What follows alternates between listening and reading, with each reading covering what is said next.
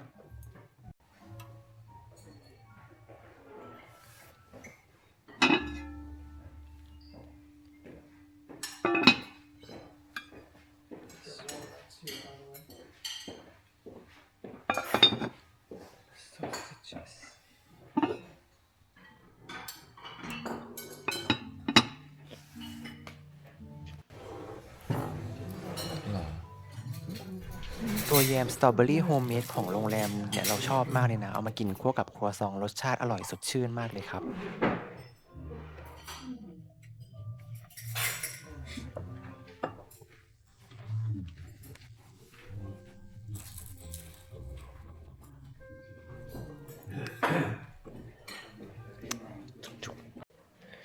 พาชมบริเวณในห้องพักนะครับ อันนี้เป็นห้องวิวสวนนะ ก็คือจะอยู่ฝั่งตรงข้ามกับ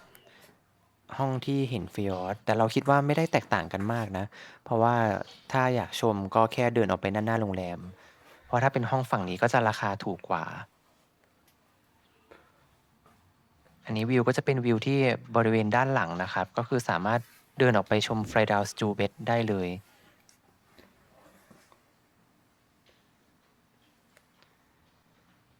เราจองได้ราคาประมาณคืนละ 7,000 บาทนะครับ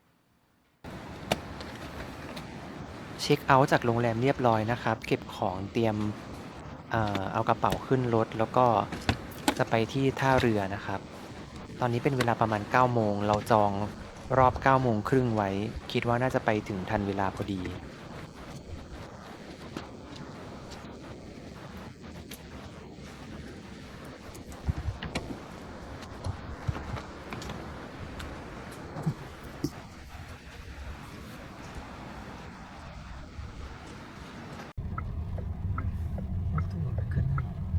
ในเว็บไซต์ที่จองเนี่ย เขาบอกว่าให้มารอเข้าแถวนะ ก่อนเวลา 15 นาที ตอนนี้เรามาถึงก็ประมาณ 9 โมง 15 นะครับ ตามเวลาที่เขานัดไว้เลย มองเห็นแล้วนะ อันนี้เป็นคิวรถที่กำลังจะขึ้นเรือเนี่ยเราก็จะมาต่อคิวกับเขาแบบนี้นะครับ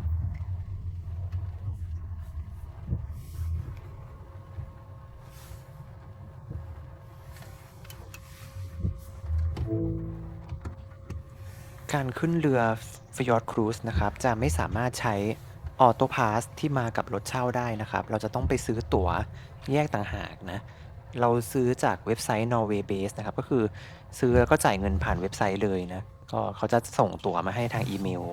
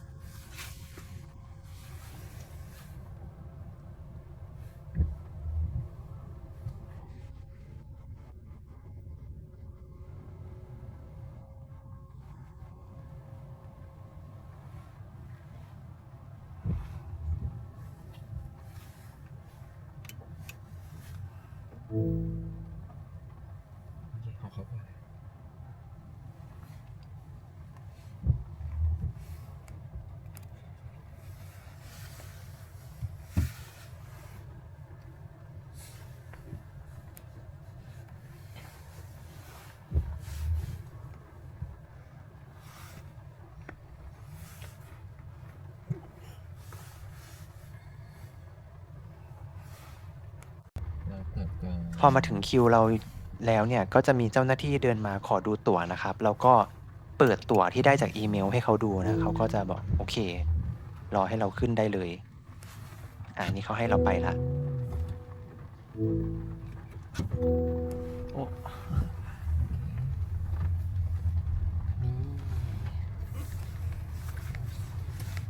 ตอนแรกเราคิดว่าเรือมันจะลำใหญ่มากแต่ว่าพอมาเห็นของจริงก็ไม่ได้ใหญ่มากนะ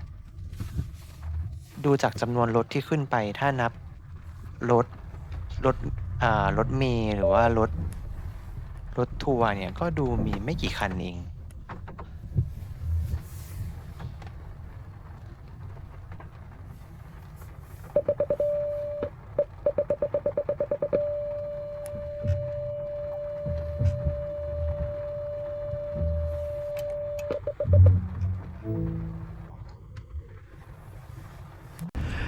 เราว่าเรามาเร็วแล้วนะแต่ปรากฏว่าเราได้ขึ้นคันสุดท้ายแล้วเขาก็บอกว่าเดี๋ยวให้เรารอแป๊บนึงได้ไหมเผื่ออาจจะได้ขยับรถเผื่อมีรถมาอีก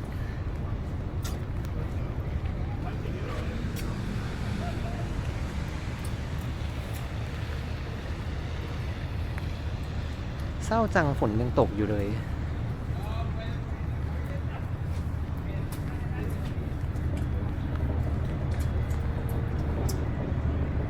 บรรยากาศแบบนี้โอเคอันนี้ทางขึ้นก็ปิดแล้วทางขึ้นปิดแล้วเรือจะออกแล้วโอ๊ย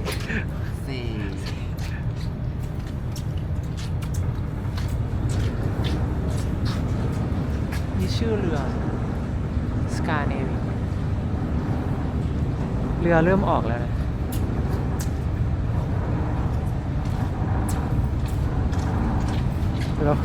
เราเข้าไปข้างในดีกว่า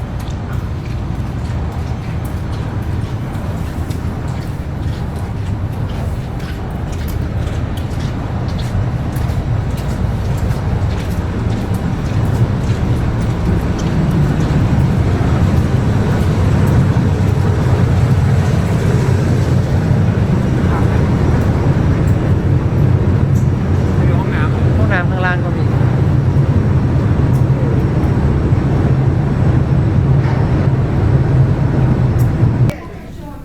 เรือจะมี3ชั้นนะครับชั้น1ก็คือบริเวณที่เราจอดรถเมื่อกี้นี้แล้วก็กำลังจะขึ้นไปที่ชั้น2นะครับชั้น2จะมีห้องอาหารแล้วก็มีจุดชมวิวส่วนชั้น3ดาดฟ้าเนี่ยก็จะเป็นจุดชมวิวอย่างเดียวครับ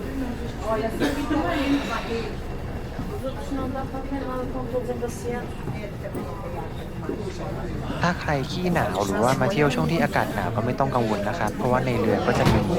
บริเวณที่นั่งด้านในเนี่ยก็จะรับฝนลมได้นะครับนอกจากนี้ก็มีอาหารในเรือก็จะมีแบบที่นั่งที่มีอาหารเล็กๆน้อยๆให้ด้วยนะบะหมี่สำเร็จรูปแพนเค้กขนมปุ๊กปิ๊กเครื่องดื่มแต่คนเยอะมากอยู่นะเนี่ย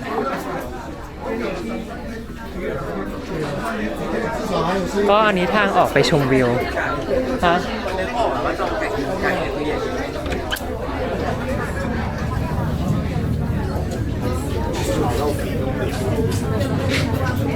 มีห้องน้ำบนเรือมีห้องน้ำด้วยชายหญิงแยกกัน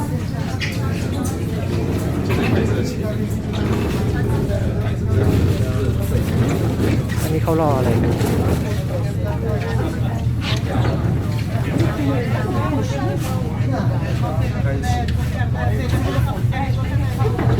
ไม่รู้ทำไมออกไปได้ไหมไม่รู้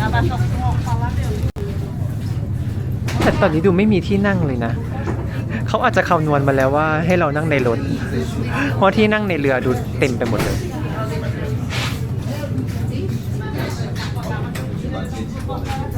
เดี๋ยวเราจะกลับไปเอาร่มที่รถนะเพราะว่าถ้าจะออกไปชมวิวตอนนี้ฝนตกอ่ะ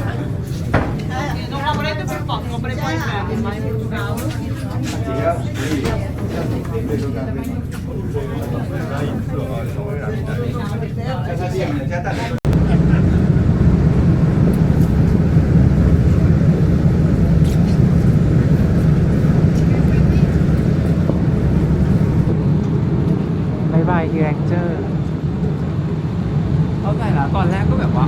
จะมาทำไมในเมื่อแบบวิวข้างทางก็สวยต้องมาขึ้นเรือด้วยเหรอ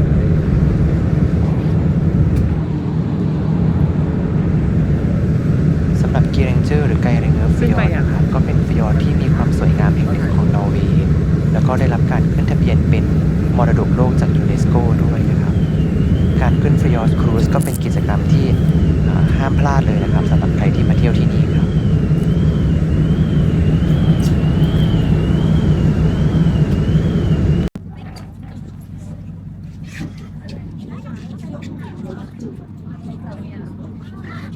สำหรับราคาตั๋วแบบคาร์แพ็กเกจที่เราจองมานะครับก็คือจะครอบคลุมรถ1คันแล้วก็ผู้โดยสารอีก4คนเราได้มาในราคา 1,670 โครนนะครับก็ประมาณ 4,000 บาทแต่ว่าถ้าเกิดใครไม่ได้เช่ารถมาขึ้นเรือเฉยๆราคาก็จะถูกกว่านี้นะครับสำหรับเส้นทางนี้เนี่ยก็ออกจากท่าเรือกีแรงเจอร์แล้วก็จะไปจอดที่ท่าเรือเฮเลซิลส์นะครับถ้าใครขับรถมาเนี่ยก็จะเป็นหนึ่งในเส้นทางโรดทริปได้เลยนะก็คือจากกีแรงเจอร์ไปเฮเลซิลส์แล้วก็ขับต่อไปเที่ยวฟลอมได้เลยแต่ถ้าเกิดว่าไม่ได้เช่ารถมาก็สามารถนั่งกลับได้นะครับถ้าเป็นค่าตั๋วแบบไปกลับเนี่ยก็จะราคาพอๆกับแบบเอารถขึ้นมาขาเดียวนะก็แล้วแต่ใครสะดวกนะครับ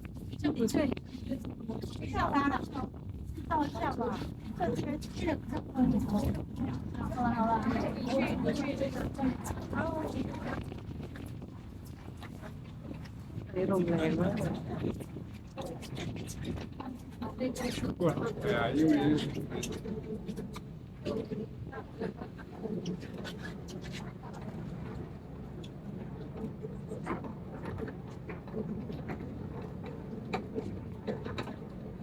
Estão só 8 graus.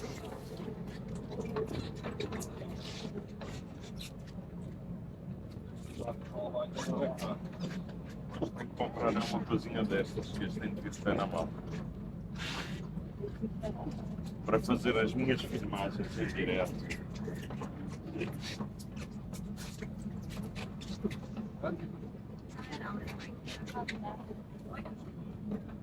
Vai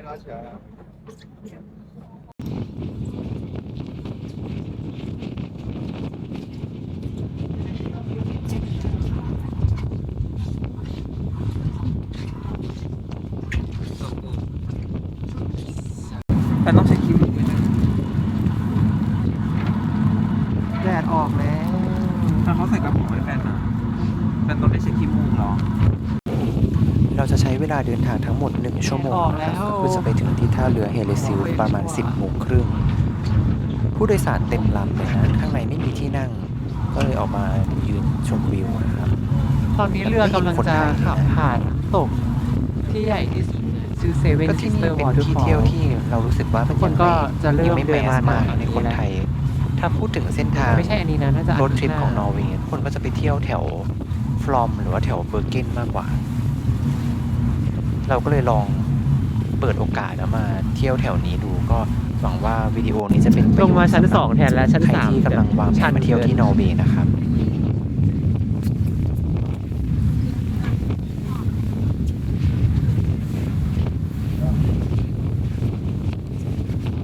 แม่แฟนถึงแล้ว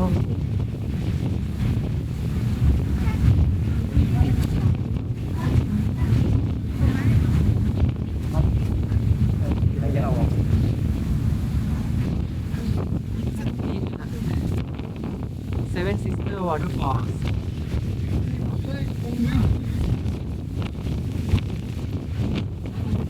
ลมไหน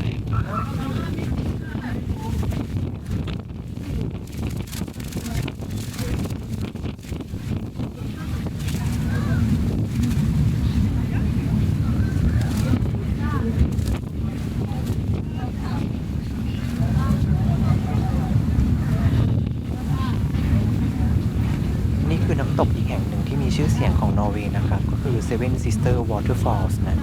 น้ำตกเนี่ยก็คือจะเกิดจากการละลายของหิมะกับน้ำแข็งบนภูเขา แล้วก็สายน้ำเนี่ยแบ่งกันออกมาเป็น7สายไหลลงสู่ฟยอร์ดนะครับความสูงประมาณ250 เมตรก็จะเป็นน้ำตกที่มีความสวยงามที่เราสามารถชมได้ตอนที่เราล่องเรือฟยอร์ดครูซครับ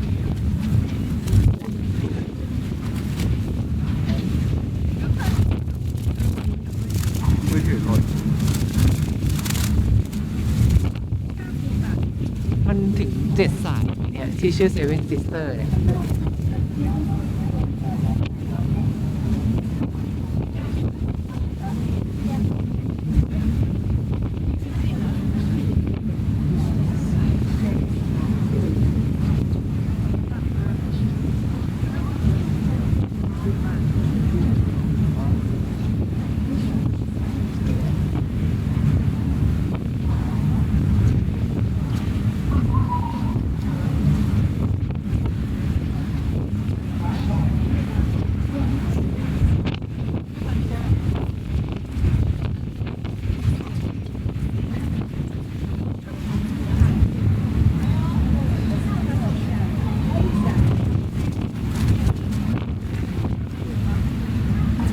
เซเว่น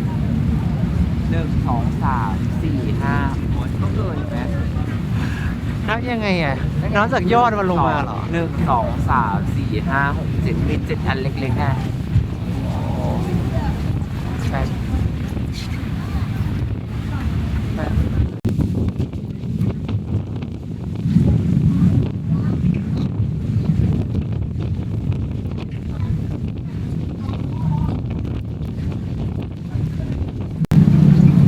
ก็ยังขายกับอันนี้จ้ะคนไปหรอขายกับโทรเหรอ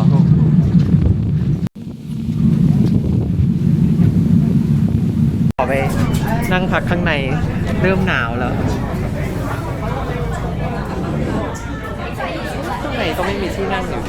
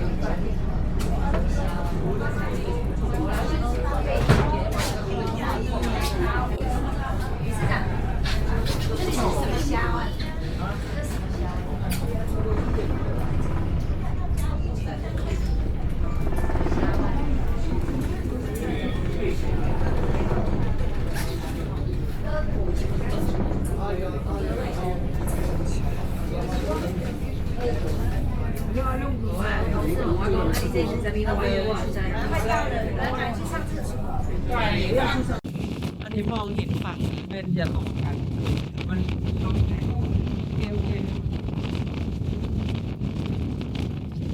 จะกลับไปที่รถแล้วนะ เพราะว่าเรือใกล้จะเทียบท่าละโอ้ยทางลงชันมาก ชันแบบลงได้ไม่เต็มเท้าพอชอนลงตรงนี้ก็ได้ โอ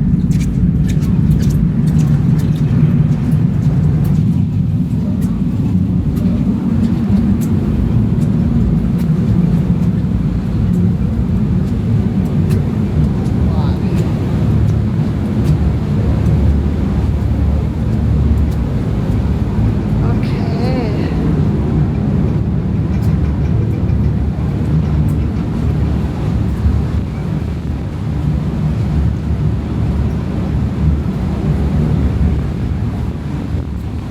ถ้าตามกำหนดการน่าจะอีกประมาณ7นาที จะเทียบท่าที่เฮเลนฟิลด์ก็รถทัวร์น่าจะออกก่อนเพราะเนี่ยเดี๋ยวน่าจะหมุนหัวเรือเอาทันเนี้ยเทียบท่า แล้วก็รถเราอ่ะอยู่คันสุดท้ายก็น่าจะได้ออกคนสุดท้าย ใช่ไหมเนี่ย เดี๋ยวเขาน่าจะเอาหมุนเอาตรงเนี้ย อันเนี้ยออก เทียบท่าแล้วคนรถก็วิ่งออก ใช่ รถก็วิ่งออกไปเลย แล้วเขาน่าจะไล่ลงทีหลังนะ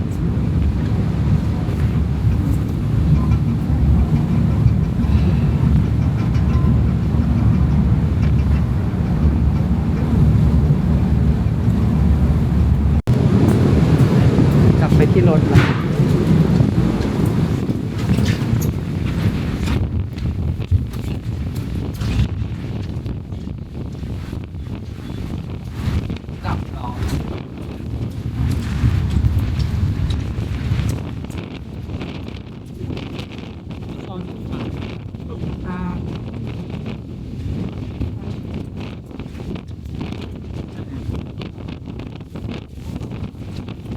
แรงมาก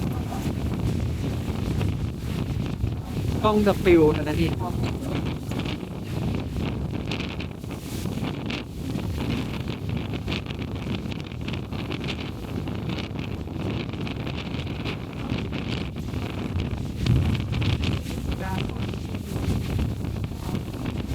รถยัง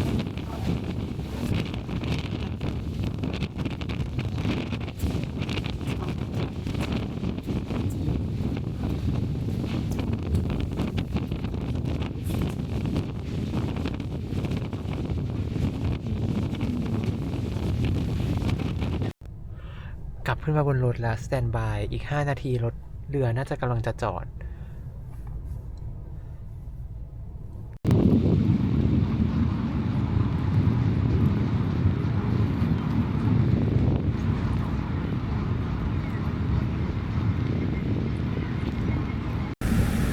ตอนนี้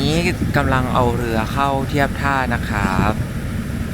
รถเราขึ้นเป็นคันสุดท้ายนะครับ เวลาลงก็ลงเป็นคันสุดท้ายเหมือนกันนะครับเนี่ยครับคนก็กำลังลงมาจากบนเรือกันแล้วนะครับหลังท่าเรือมีน้ำตกด้วยนะครับโอเคเนี่ยครับเรือกำลังค่อยๆเข้าไปชิดนะครับจะเห็นตรงข้างหน้านะครับก็คือจะเป็นตัวเทียบเรือนะครับ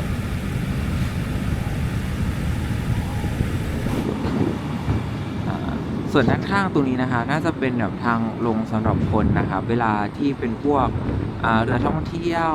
ครูซเซอร์วิสต่างๆนะครับมาจอดก็ลงได้แต่คนนะครับแต่ว่าฝั่งนี้ที่เรากำลังจะจอดเนี่ยก็คือเป็นทางรถลงนะครับโอเคครับเรากำลังจะออกจากเรือแล้วนะครับขอบคุณทุกคนที่ติดตามนะครับใครที่มีคำถามหรือว่ามีข้อสงสัยเกี่ยวกับการมาเที่ยวที่กิแรงเจอร์นะครับสามารถคอมเมนต์ถามไม่ได้เลยนะครับก็ฝากติดตามคลิปถัดๆไปของพวกเราด้วยนะครับสำหรับวันนี้ขอบคุณครับ